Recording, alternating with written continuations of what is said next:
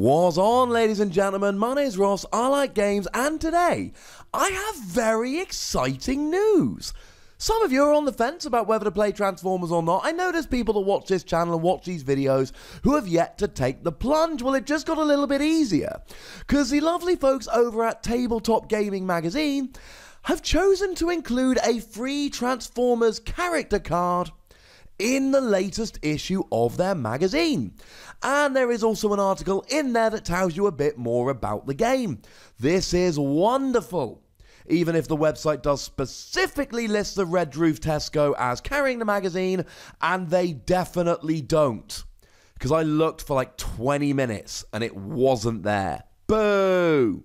But if you can find it and you buy it, and you can go buy it online incidentally, and they will deliver free in the UK, it's not so cheap out the UK unfortunately, then you get a free Transformers character card. Now this is not a promo card. This magazine does often give out promo cards, that is not the case here. The weird thing is there are 16 cards which are available, and there are 12 common cards. So it seems fairly likely that what you're going to be able to do here is get all of the 12 common cards, but we don't actually know what the other 4 are right now. I will pin a comment in the description as soon as we do know. If anybody knows, please do let me know in the comment section, ladies and gentlemen. That would be awesome.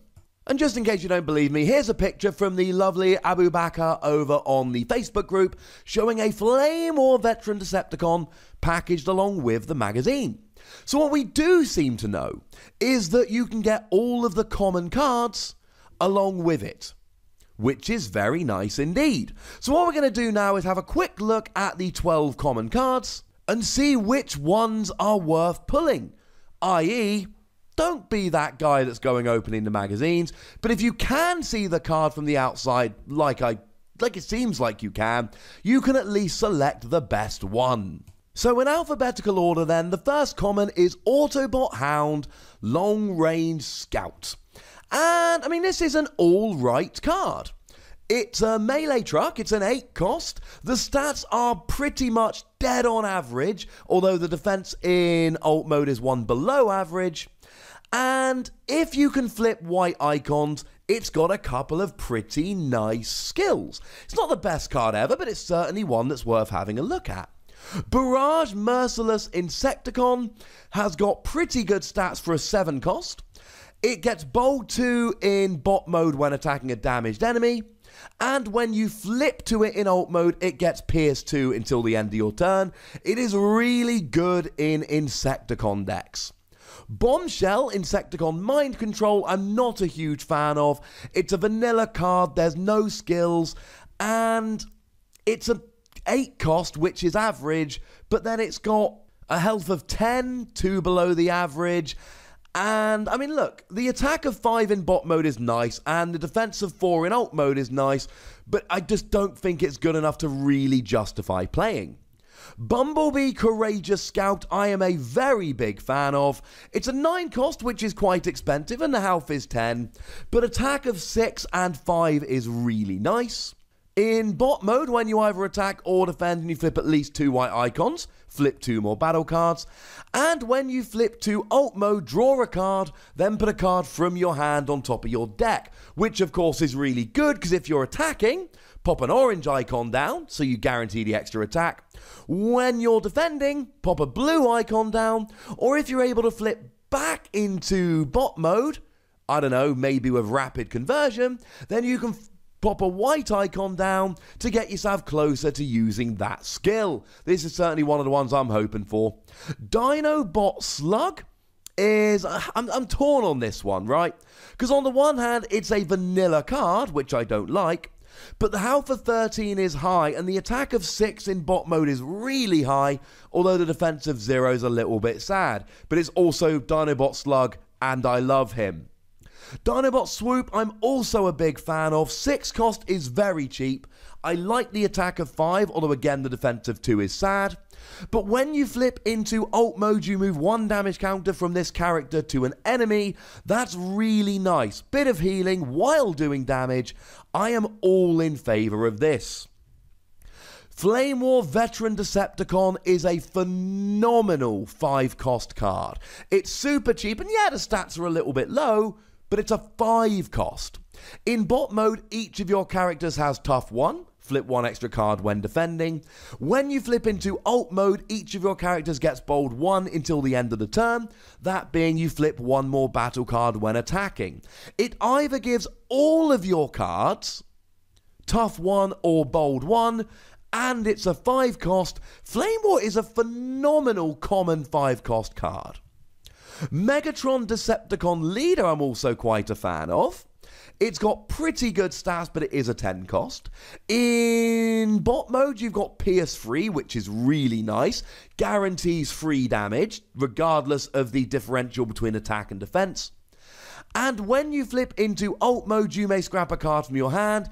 If you do, scrap an enemy upgrade. And clearly here, I'm thinking Force Field. I did a video just yesterday telling you how ridiculous this card is. Optimus Prime Freedom Fighter is another really good card. No, it's not as good as Optimus Prime Battlefield Legend, but that's a rare card. In bot mode, you've got Bold 2. And when you flip into alt mode, repair 1 damage from each of your Autobots. Both very nice skills. Not to mention the Alpha 15 is great. And yeah, I know it's a 12 cost, but it's a really good 12 cost. Although, like I've said, it's not as good as Optimus Prime Battlefield Legend. Ramjet Sky Smasher, I have done a video on a bunch of these cards. Check in the description if I've done a video about the card, the link will be there. Unfortunately, I've not done a video about Ramjet. I don't think Ramjet's particularly great. It's a vanilla card, and the stats are alright. Attack of 7 in alt mode is great. Health of 14 is great, but I just don't think it's got enough for a 10 cost to make it particularly good. Sargent Cup is the worst character in the game. I did my video of the 5 worst characters. Sargent Cup won. Yeah, it came dead last. It's a bad card. Sorry about that. But Starscream Scheming Second in Command I quite like. No, it's not as good as Starscream Air Commander, but that's the rare one. Tough 1 in bot mode, bold 1 in alt mode, decent stats including attack of 5 and health of 14. It's a decent plane. There are some decent cards here. Essentially, you want to stay away from Bombshell, you want to stay away from Ramjet, and you want to stay away from Sargent Cup. My choices here personally would probably be Bumblebee, that I like very much indeed, Barrage, Dinobots Swoop, just because I love Swoop, Megatron Decepticon Leader, and Optimus Prime Freedom Fighter. I think these are very nice cards indeed.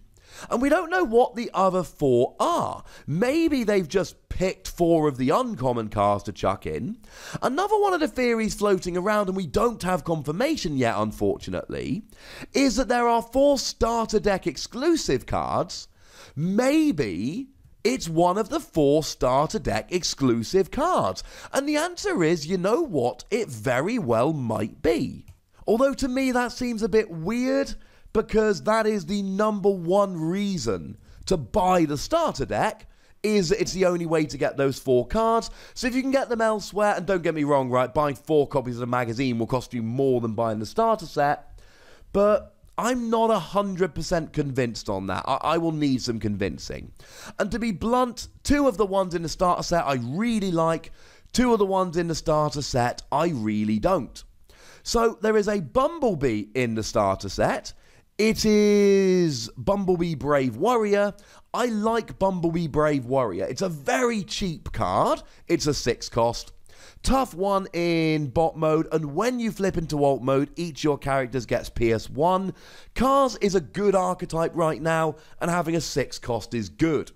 Similarly, we have Optimus Prime, Autobot Leader.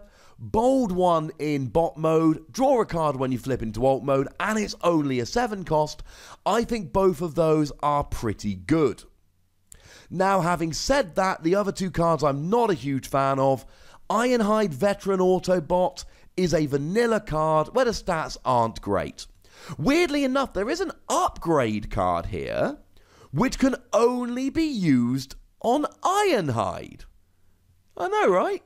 Static Laser of Ironhide is a card which can only be used for Ironhide, and this is the only Ironhide we've got at the moment, So I suppose there's that. And then we've got Red Alert Security Chief, which again is a fairly nondescript vanilla card. I'm not saying it's a bad card, but I am saying it's uninspiring.